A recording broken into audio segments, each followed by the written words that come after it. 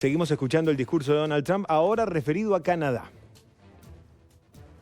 And it's also reported today in the papers that Saudi Arabia will be investing at least $600 billion in America, but I'll be asking the Crown Prince, who's a fantastic guy, to round it out to around $1 trillion. I think they'll do that because we've been very good to them. And I'm also going to ask Saudi Arabia and OPEC to bring down the cost of oil. You got to bring it down, which, frankly, I'm surprised they didn't do before the election. That didn't show a lot of love by them not doing it. I was a little surprised by that. If the price came down, the Russia-Ukraine war would end immediately.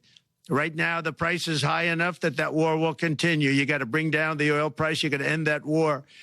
They should have done it long ago. They're very responsible, actually, to a certain extent for what's taking place. Millions of lives are being lost. But one thing we're going to be demanding is we're going to be demanding respect from other nations. Canada, we have a tremendous deficit with Canada. We're not going to have that anymore. We can't do it.